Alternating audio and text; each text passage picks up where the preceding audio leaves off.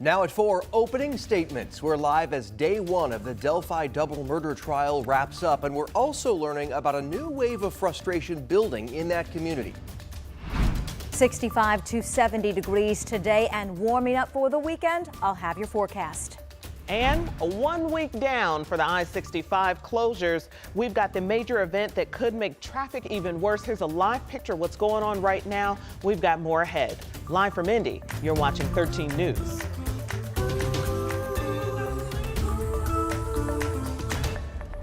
Good afternoon. We want to get straight to new developments out of Carroll County from the Delphi murders trial. Thank you so much for joining us. I'm Felicia Lawrence. And I'm Dustin Grove. Day one about to wrap up. It's been a full one, from opening statements to the prosecution's first witness taking the stand.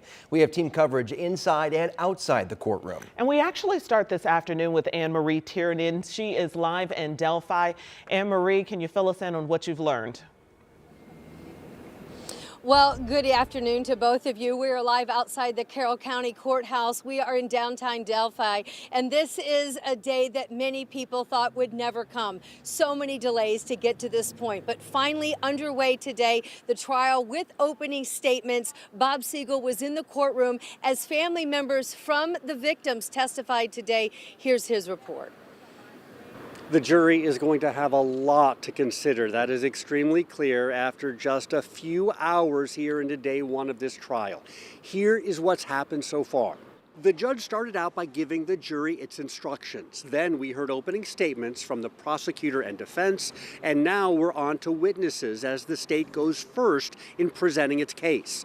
During opening statements, prosecutor Nick McLeland told the jury they're going to see gruesome photos of the crime scene where the girls' bodies were found.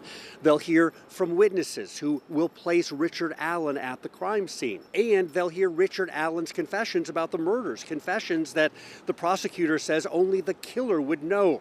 He told the jury the last face the girls saw before their throats were slit was Richard Allen's face. Then the jury heard a very different story during the defense's opening statement. They called the state's investigation into Richard Allen messed up from the beginning, telling jurors Richard Allen is truly innocent. There is reasonable doubt. And attorney Andrew Baldwin told the jury when they hear evidence about phone data involving Libby German's cell phone, he said the state's case is going to fall apart before your very eyes. Then we heard from our first witness, Becky Patty, the grandmother of Libby German. She explained how Libby and Abby were best friends who had a sleepover at her house the night before the murders, how the girls did not show up after their visit to the Monon High Bridge, and then the frantic search that took place. She held back tears as she told the jury, we called, we kept calling, and kept calling her granddaughter without any success. Then she broke down into tears, recalling for the jury when she learned that her granddaughter's body had been found. She said, I couldn't understand why they weren't taking me to her. And then I saw the coroner's van drive by, and that's when I realized they were not alive. Emotional testimony right out of the gate here on day one of the trial. The jury has been listening very intently. Richard Allen has been taking notes throughout the testimony. We are going to have much more for you and more on the witnesses here this afternoon coming up on 13 News at 5. In Delphi, Bob Siegel, 13 News. 3, 2. Thank you so much, Bob. Now, Libby German's sister and her father have also testified today, and we expect that Abby Williams' mother will take the witness stand as well today. So more of that testimony as our coverage continues. Now, a couple house cleaning items and some issues that have happened outside of the courthouse today. One thing, the judge took away the cameras for 3 media organizations, 1 video camera and 2 still cameras. She told the court that they violated her decorum order. Well, what's this all about? There was a bus, a charter bus that was bringing the jurors here to the courthouse today from the hotel in Lafayette, and those cameras were rolling. Police collected those cameras and said they didn't want in any way for there to be any identification of the people that were on that transport. So how those organizations are going to proceed moving forward and trying to get that gear back in coverage is something that we're going to be watching.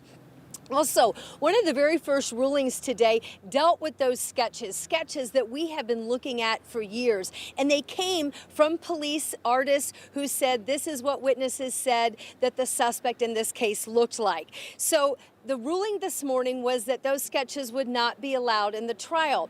And it was really interesting for me today as I was going around town today talking to people here about how these different versions of these sketches that we have looked at for 7 years have really had an impact on those here in the community. Families that say that maybe they were considered perhaps to be suspect. These are also people that are wanting to support the families with a seat in the courtroom. One of the people that I talked to today is a woman who is linked to a Facebook page that has been following this case very closely from the beginning. Here's what she said about the sketches and those scarce seats. But the community should not be taking that beating. Early on, you've seen them match that sketch up with every man that lived in this county. And it's time that their community get to heal with the family. And justice is one way of healing, but if they can't see it with transparency, even 10 members, allow 10 members of the community of Carroll County in that courtroom. Give them 10 chairs, give them 5 at least. Let them come in and see what's going on. So just to break it down for you, to be clear, there are 72 seats in the courtroom. 30 of them are for the families directly affected by the case, 12 for media. And access to the trial is very important to people that live here. They know these families. They want to support them. There were people that lined up overnight to get these seats, and they feel like at this first day that these are seats that are going to outsiders, and they don't like that, and they're pushing back. That's the latest from Delphi. I'm Anne Marie. Our coverage continues as the news continues this afternoon. Back to you. All right. Makes a lot of sense, Anne Marie. Thank you so much. These people have been along for the ride. It's been years in the making that they've been waiting for this moment. And such a small town, less than 3,000 people.